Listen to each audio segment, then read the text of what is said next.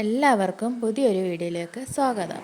നമുക്കിന്നിവിടെ ഒരു മുട്ട റോസ്റ്റ് എങ്ങനെ തയ്യാറാക്കാമെന്ന് നോക്കാം. ഞാനിവിടെ 4 മുട്ട പുഴുങ്ങാൻ വേണ്ടിയിട്ട് വെച്ചിട്ടുണ്ട്. നമുക്ക് ശകലം ഉപ്പും കൂടെ ഇട്ട് കൊടുക്കാം. നന്നായിട്ട് മുട്ട വേവിച്ചെടുക്കാം. നമുക്ക് മസാല തയ്യാറാക്കാനായിട്ട് കറുവപ്പട്ട, 2 ഗ്രാമ്പു, 1 സ്പൂൺ പെരുംജീരകം, 2 ഏലക്കായ, 1 സ്പൂൺ മല്ലി, കുറച്ച് കറിവേപ്പില, അതിനുശേഷം നമുക്ക് ഒരു അര സ്പൂൺ കുരുമുളകും കൂടി എടുത്തിട്ടുണ്ട്. നമുക്കിത് നന്നായിട്ട് വറുത്തെടുക്കാം. വറുത്ത് ഞാനിവിടെ പൊടിച്ചെടുത്തിട്ടുണ്ട്. മിക്സിയുടെ ജാറിലിട്ട് പൊടിച്ചെടുത്തു. അതിനുശേഷം നമുക്ക് ഒരു ചീനിച്ചട്ടി ചൂടാവുമ്പോൾ നമുക്ക് എണ്ണ ഒഴിച്ചു കൊടുക്കാം. എണ്ണ ചൂടാകുമ്പോൾ നമുക്ക് കടുക് ഇട്ട് കൊടുക്കാം. അതിനുശേഷം ഇഞ്ചി വെളുത്തുള്ളി നമ്മളിവിടെ ചതച്ച് വെച്ചിട്ടുണ്ട്, അതിട്ട് കൊടുക്കാം. ഒന്ന് മൂത്ത് വരുമ്പോഴത്തേക്ക് നമുക്ക് അതിനകത്തിലേക്ക്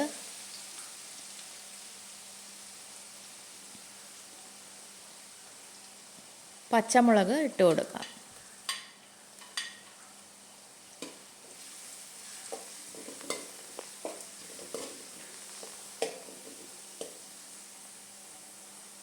അതിനുശേഷം കറിവേപ്പില ഇടാം.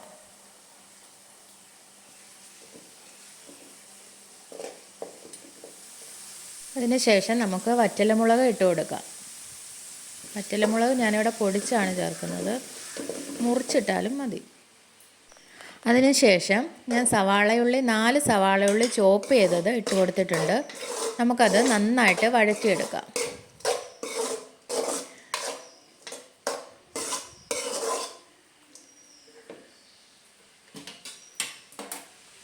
നമുക്ക് ഇതിലേക്ക് ശകല ഉപ്പും ശകല മഞ്ഞൾപ്പൊടിയും കൂടി ചേർത്ത് കൊടുക്കാം. നന്നായിട്ട് ഇളക്കി യോജിപ്പിച്ച ശേഷം നമുക്കിത് നന്നായിട്ട് വേവിച്ചെടുക്കാം. അടച്ചു വെച്ച് വേവിച്ചെടുക്കാം.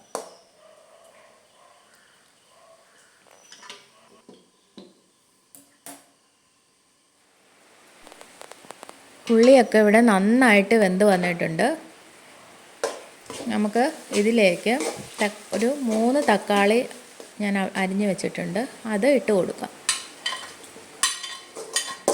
അതിനുശേഷം നന്നായിട്ട് ഒന്നുകൂടെ ഇളക്കി യോജിപ്പിച്ച് ഒരു 10 സെക്കൻഡ് നമുക്ക് അടച്ച് വെച്ച് ഒന്നുകൂടി വേവിച്ചെടുക്കാം. അടുത്തായിട്ട് നമുക്ക് ഒരു ടീസ്പൂൺ മുളക് പൊടിയും നമ്മൾ പൊടിച്ച് വച്ചിരിക്കുന്ന മസാലപ്പൊടിയും കൂടി ചേർത്ത് കൊടുത്ത് നന്നായി ഇളക്കി യോജിപ്പിക്കാം.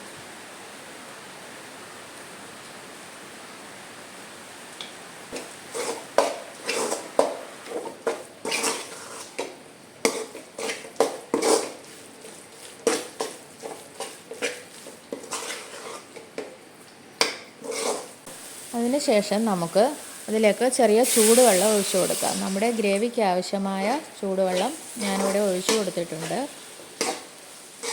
നമുക്ക് നല്ല രീതിയിൽ ഇതൊന്ന് ഇളക്കി യോജിപ്പിക്കാം.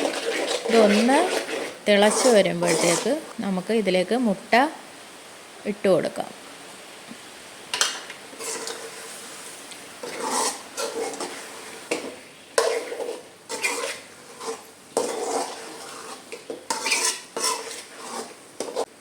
നമുക്ക് ആവശ്യത്തിനുള്ള കറിവേപ്പിലയും ഇട്ട് കൊടുക്കാം.